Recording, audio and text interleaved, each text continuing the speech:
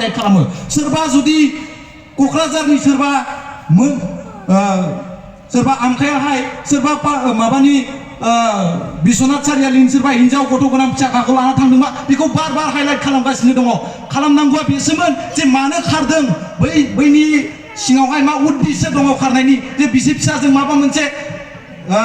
दायफोर जानानै खारलायदों नङा बेखौ बिजिरनाया बे खौरां बिजोंनि खामानिमोन नाथाय बेखौ मोनबो मावनो थाङाखिसै आरो नै दानिसो बुंलांदों जे खौरां बिजों फैनायनिफ्राय लायनो जानाय गोजानाव जानाय जाथायफोरखौ जोङो मोनथिनो मोनदों नाथाय मोनथिनानै मा जानो बे ससियेल ससाइटियाव मा इम्पेक्ट खोलैगोन जे पजिटिभ इम्पेक्ट जुदि खोलैनो हायाखैब्ला बे जौगानायाव दिनै मा बिफाव लानो हाखो दा बेसो आंनि सोंनायाहाय दा जों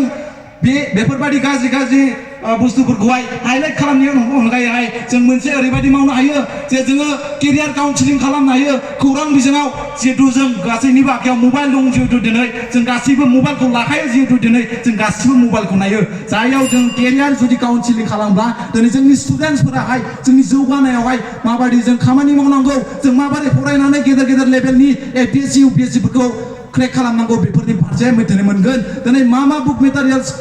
जोङो फल' खालामनांगौ बेखौ मिथिनो मोनगोन मानो होनना बुङोब्ला दिनै जोंनि बर' समाजावहाय जोंनि गाइडेन्सआ जोबोद खम जायनि जाहोनावहाय जोंनि दावगानायाहाय एसेब्लाबो फावसायनानै थादों आरो दहायसो बुंदों जे ड्राग्स जानायखौहाय लायनो मालाय खौरां बिजोंनि गेजेरजों फोसावनानैथ' होबाय नाथाय बे ड्राग्स जानायखौहाय माबोरै होबथानो बिनि सायाव सोर पजिटिभ इम्पेक्ट खालामनो हानाय ससाइटिखौ जुदि पजिटिभ इम्पेक्ट खालामनो हानाय माबा मोनसे खामानि मावदों नामा दैट इज द इम्पर्टेन्ट माय फ्रेन्ड दैट इज द इम्पर्टेन्ट पजिटिभ इम्पेक्ट जुदि ससाइटियाव लाबोनो हायाबा खौरांखौल' फोसावनानै जों जेबो खामानि जानाय नङा दा बेखायनो आं बेखौ बुंनो सानगोन जे जोंनि खौरां बिजोंफोरा जुदि बेफोरबायदि गाज्रिखौल' हाइलाइट खालामबाय थायोब्ला मोजां बुस्थुफोरखौ जुदि जोंनो हाइलाइट खालामनानै होनो हायाब्ला बे समाज जौगानायाव मालाबाबो पजिटिभ इम्पेक्ट लाबोनो हाया दा आं बेखिनिखौनो बुंनानै दिनैनि बे बाथ्रा दान्थेलायनायनि आंनि जिखिनि सुंद' बिबुंथि बेखिनिखौ एसेयावनो फोजोबनाय जाबाय गोजोन्थों